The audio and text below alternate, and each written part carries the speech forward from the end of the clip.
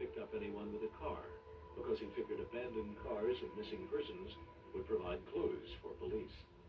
So he was a man that demonstrated consistently that when he wished to do it, he could control himself. Police asked him, Mr. Dahmer, do you know what you're doing was wrong? He said, well, absolutely. That's why I put double locks on the doors. That's why I had television cameras, so that anyone broke in, that they would see, they'd leave before they discovered the bodies.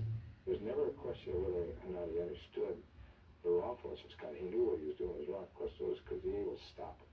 I think as he progressed into this killing spree that he certainly got crazier and crazier.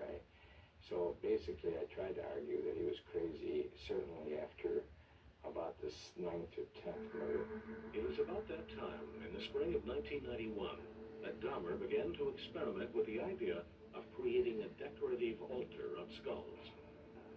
He never built the altar, but later sketched it for police.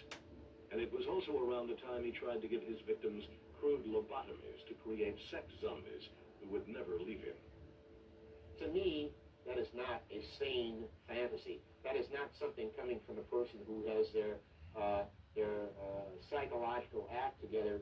It's coming from a person that has lost, really have stripped their gears of sanity and are now wallowing in some sort of a psychotic haze. Psychiatrist Park Dietz testified for the prosecution. He feels that Dahmer was not the runaway train Jerry Boyle described, but as with most serial killers, one with Dahmer at the controls. Nothing drives any of these men from fantasy to action, except themselves. They're in the driver's seat.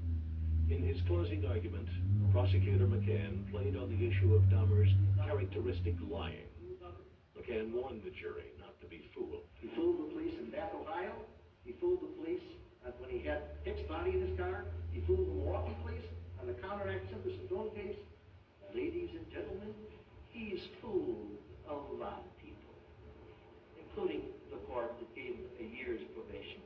Please, please, don't let this murderous killer fool you. Jerry Boyle, however, offered a synopsis of Dahmer's life that portrayed a sick, out-of-control man. Jeffrey Dahmer, as a total human being, a person who's in the fantasy, drugging, keeping skulls in locker, cannibalism, having delusions, chanting and rocking, picking up roadkill, going and trying to get a mannequin home so he can play sex with a mannequin, posing people who are dead that he killed for pictures, masturbating all over the place. This is Jeffrey Dahmer. Family members of victims tried to pass the time as the jury deliberated. It took less than a day to return a verdict. In regard to the death of Ernest Miller, did the defendant Jeffrey L. Dahmer have a mental disease? Answer, no. For every murder with which he was charged, Dahmer was found sane. At a press conference later, District Attorney McCann told reporters how happy he was that uncontrollable sexual urges had not been accepted as grounds for insanity. We were all concerned of this emerging as a defense, not just in a murder case, but more likely in rape cases and child molesting cases. At the sentencing hearing 2 days later, Judge Lawrence Graham allowed victims' families to tell both the court and Dahmer about the impact the crimes had made. It was one of the most emotional moments of the trial. You took my 17-year-old son away from me. I'll never get a chance to tell him that I love him, have a chance to tell him that I love him the last time I saw him, which will be a year tomorrow. Never, Jeffrey! Jeffrey!